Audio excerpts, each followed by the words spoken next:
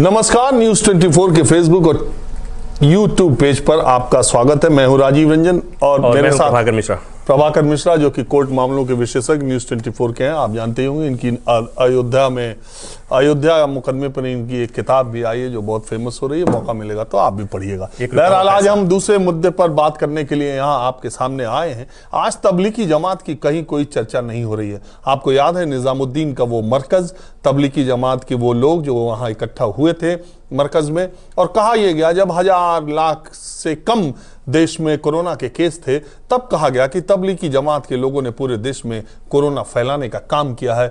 सरकारें, अरविंद केजरीवाल भी, तमाम सरकारें जब आंकड़े दिया करती थी तब तबलीगी जमात के लोगों का नाम अलग से देती थी कि जो पॉजिटिव पाए गए तबलीगी जमात के, ये लोग पॉजिटिव पाए गए, उन पर मुकदमा दर्ज हुआ। और दिल्ली की एक अदालत ने कल ही 14 देशों के वो जो विदेशी तबलीगी जमात के लोग थे जो मरकज में आए थे उन लोगों को बाइज्जत बरी किया। उनको कोर्ट ने कहा कि कोरोना फैलाने का कोई आरोप इन पर सिद्ध नहीं होता है, और वहां निजामुद्दीन थाने के जो एसएचओ हैं उनको लताड़ लगाई। और लेकिन इस खबर की कहीं कोई चर्चा नहीं है। आपने किसी टीवी चैनल पर डिबेट भी नहीं सुनी होगी, और हमने भी जितना देखा उसमें किसी चैनल पर दिखाई नहीं दिया।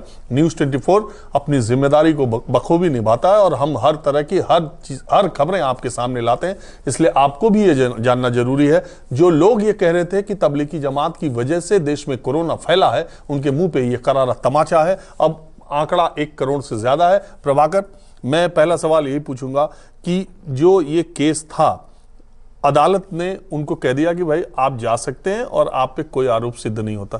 फिर जब ये आईओ की दलील जो वहां फटकार जो लगाई गई वो किस तरीके से, जरा सा केस के बारे में बताइए। राजीव जी,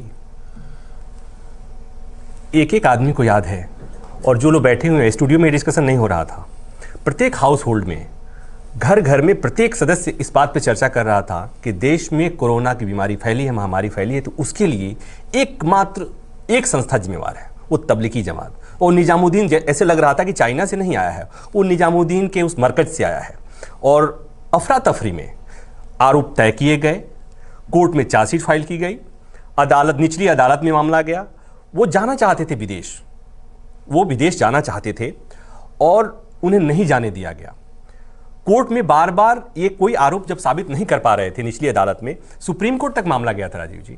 सुप्रीम कोर्ट में मामला गया, सुप्रीम कोर्ट ने कहा कि भाई इन्हें आप वापस जाने दीजिए। सरकार को कहना पड़ा, पुलिस को ये कहना पड़ा कि हम वापस तो जाने देंगे लेकिन कुछ औपचारिकताएं हैं। और अब जब निचली अदालत ने एकदम से फटकार लगाई, ये कहा कि भाई न कोई परेड हुआ, न कोई जांच हुई, आपने किस आधार पर इन्हें कह दिया कि 2500 में इतने विदेशी थे। पहली बात। दूसरी बात एक बड़ी रोचक है जो आपने चर्चा भी किया कि जब उस समय आंकड़े आ रहे थे, तो मैं केंद्रीय एजेंसी की बात नहीं कर रहा हूं, मैं दिल्ली पुलिस की बात नहीं कर रहा हूं।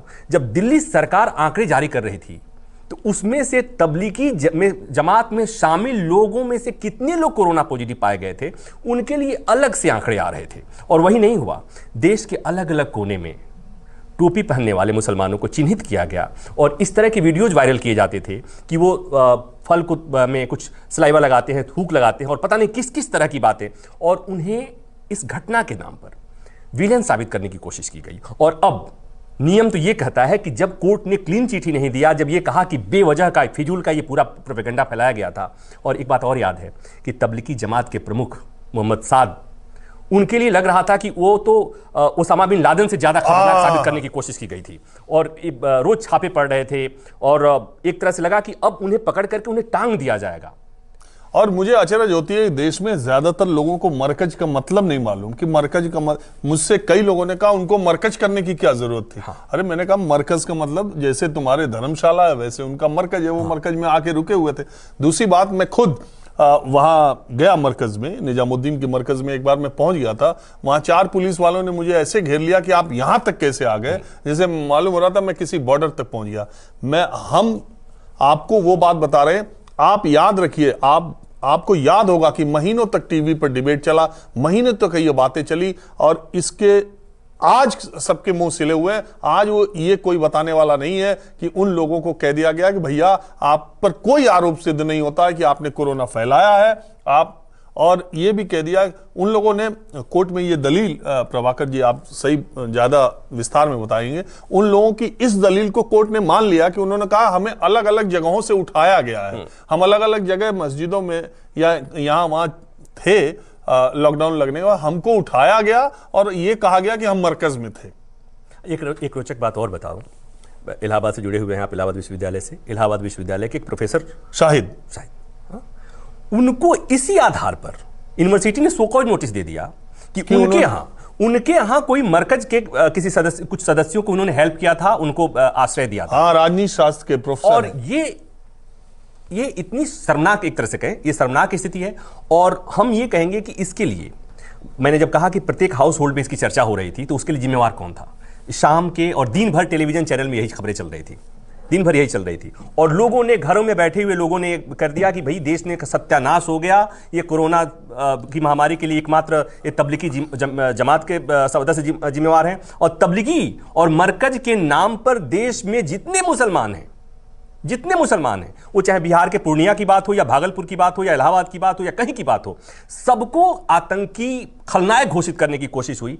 और आज नियम यह कहता है कि जब कोर्ट ने इस तरह की बात कही है तो सब जगह एक चर्चा होती, और कम से कम न्यूज चैनल वालों को तो ये बात खबर दिखानी चाहिए थी कि ये गलती। हमें उम्मीद है, आप जो दर्शक हमको देख रहे होंगे, हमें उम्मीद है, और शायद आप खंगाल भी लीजिएगा सोशल मीडिया प्लेटफॉर्म पर भी या किसी पर भी, न्यूज़ 24 के अलावा शायद इस मसले पर आपको चर्चा करते कोई पत्रकार और कोई चैनल, कोई प्लेटफॉर्म आपको नहीं मिलेगा। हमारा मकसद इधर उधर की बात करना नहीं है, हम वो रिपोर्ट करते हैं जो सच है। हम अदालत की बात कर रहे हैं, हम अदालत ने जो कहा है, इसीलिए तमाम मुद्दे, तमाम विवाद, तमाम चीजें जब सामने आती है, हम बार बार आपसे ये अपील करते हैं कि जब तक वो कानून तौला न जा सके, जब तक फैसला आ न जाए, जब तक अदालत उस पर फैसला न करे, तब तक आप अपना कोई विचार न बनाया कीजिए। आपको याद होगा कि अयोध्या केस के दौरान हम और प्रभाकर मिश्रा 40 दिनों तक लगातार कार्रवाई को आपके सामने देते रहते थे, दोनों पक्षों की बात जो दलीलें देते थे, उसी को प्रभाकर मिश्रा ने एक किताब में कलमबंद भी किया है।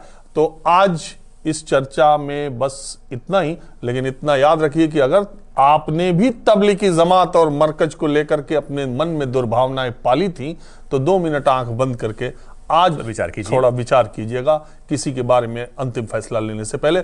जल्दी थोड़ा हम लोगों को है, प्रभाकर को एक दूसरी डिबेट में स्टूडियो में जाना है। फिलहाल बस इतना ही।